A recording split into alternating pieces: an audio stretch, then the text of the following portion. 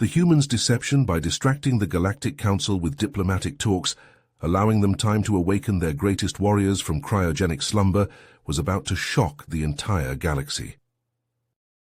Terry's palms were clammy as the shuttle touched down on the Suliban homeworld. He took steadying breaths, mentally preparing himself for the upcoming negotiations with the Galactic Council. The alien bureaucrats had essentially forced the humans to attend this summit, believing Earth would simply roll over and accept any harsh terms dictated to the technologically inferior newcomers. But Terry would not let that happen. He couldn't.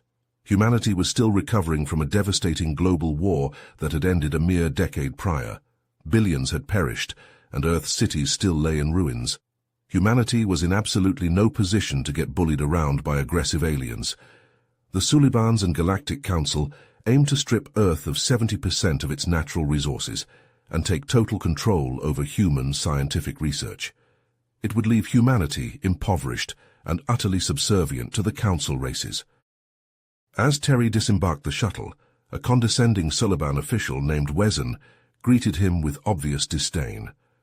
Wezen led Terry into an imposing stone hall where the Galactic Council species sat waiting, staring down from a raised dais with cold, appraising eyes. Terry approached the podium, fists clenched, preparing to speak. But a Suliban councillor immediately cut Terry off, arrogantly declaring humanity's required concessions to the Council, and that any resistance would be considered an act of war. Humanity's survival hinged on what happened next. Terry slams his fist down on the podium, the sharp crack echoing through the cavernous hall. "No," his voice rings out clear and defiant. "Humanity will not be bullied into submission. We have something you don't know about, something that changes everything." The Galactic Council members exchange puzzled looks, caught off guard by the audacity of this mere human standing before them. Murmurs ripple through the assembled dignitaries. Terry's heart pounds in his chest, but he keeps his voice steady as he continues.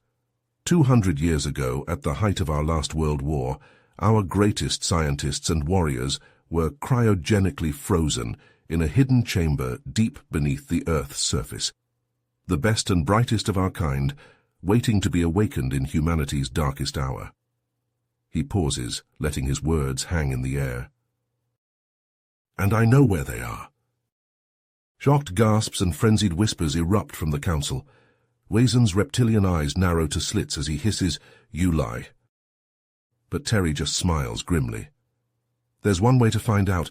I propose a deal. If I'm telling the truth, you will negotiate with humanity as equals. If I'm lying..." He spreads his hands in a gesture of surrender. "I'll be your prisoner. You can do what you want with me and with Earth." As the weight of Terry's words sinks in, he sees the greed kindling in the councillor's eyes.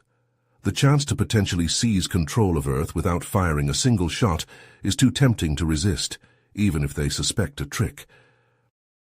After a long, tense moment, the head councillor nods tersely. "Very well, human, we accept your terms. Take us to this chamber." Terry nods, his heart still racing. He prays his desperate bluff will pay off.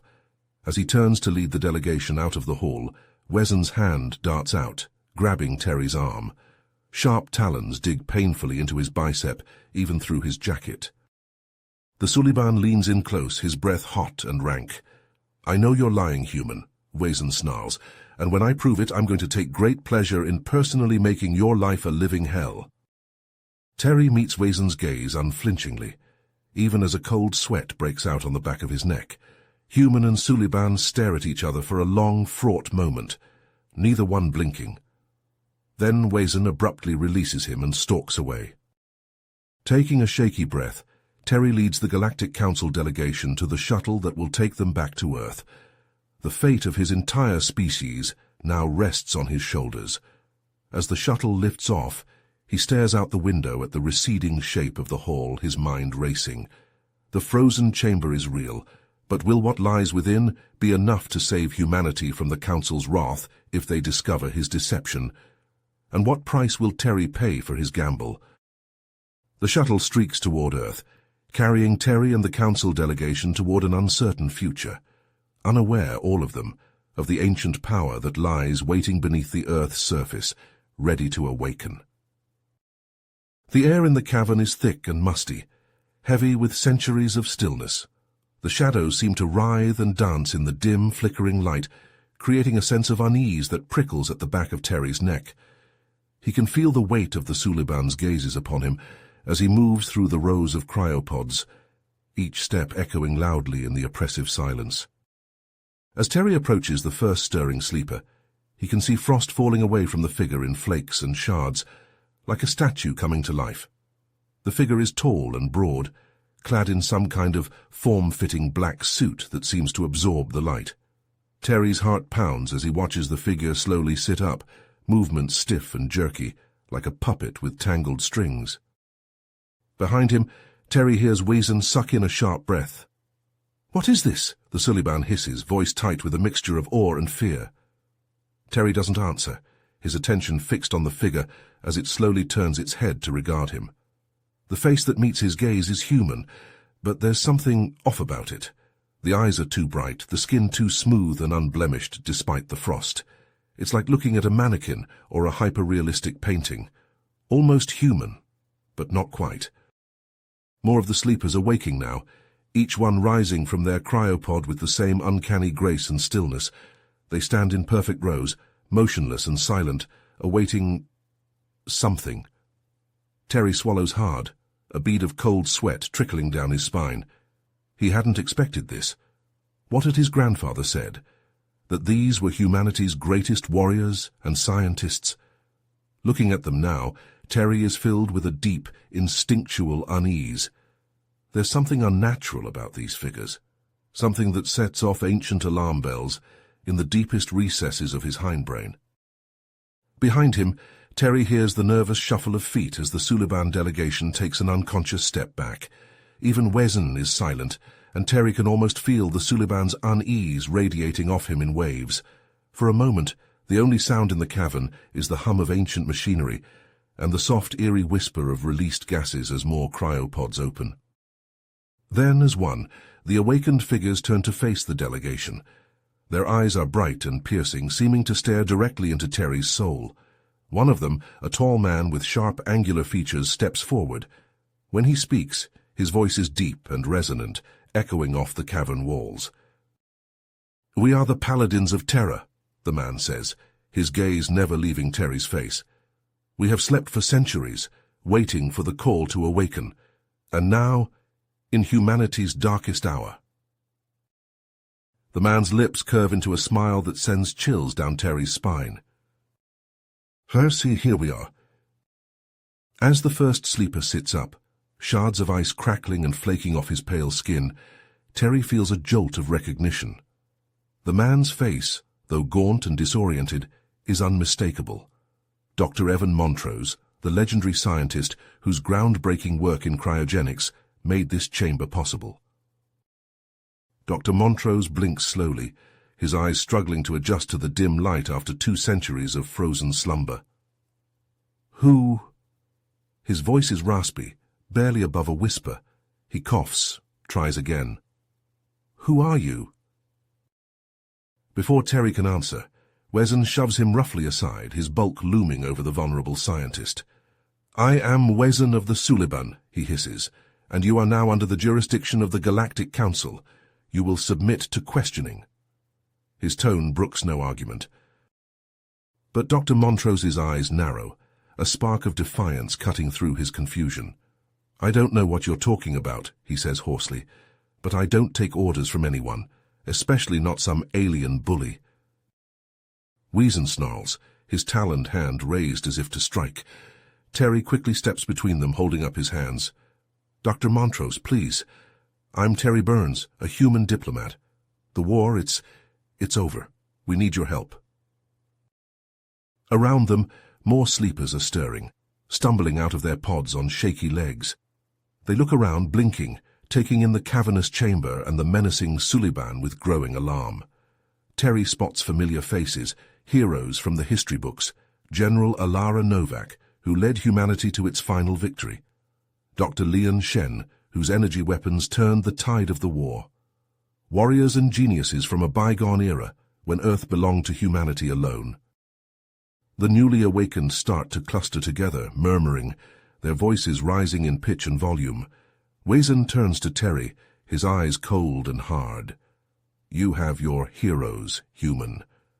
But do not think this changes anything. Earth will still submit to the Council's will, or face the consequences. Terry meets Wezen's gaze, refusing to look away even as his heart pounds against his ribs. I think, he says evenly, that's for them to decide. He nods towards the assembled humans, who are now eyeing the Suliban with expressions ranging from wariness to outright hostility. Dr. Montrose steps forward, his bearing confident despite his visible disorientation. You say the war is over, he says to Terry, his voice gaining strength, but it seems we've woken up to a new one. He looks around at his fellow survivors, centuries out of time, in a world both familiar and terribly alien. They nod back, faces grim and determined.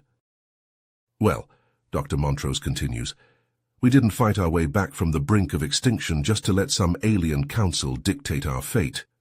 His eyes blaze as they lock with Wezen's.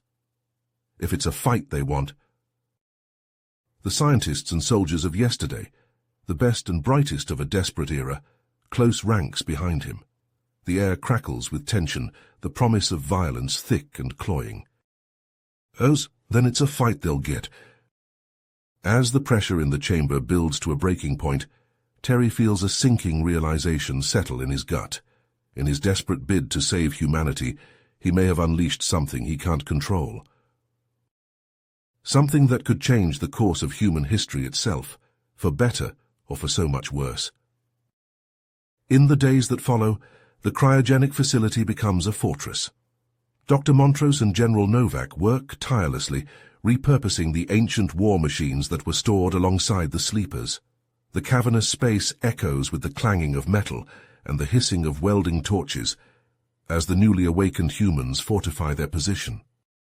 Terry tries to mediate, shuttling back and forth between the humans and the Suliban delegation. We don't have to do this, he pleads with Dr. Montrose. We can still negotiate, find a peaceful solution. But the scientist's eyes are hard, his jaw set. We tried peace once, he says, his voice flat. It didn't work out so well for us. On the Suliban side, Wezen paces like a caged animal, his talons clicking against the stone floor. They're preparing for war, he snarls, rounding on Terry. You brought this upon us, human. Your deceit will be the downfall of us all.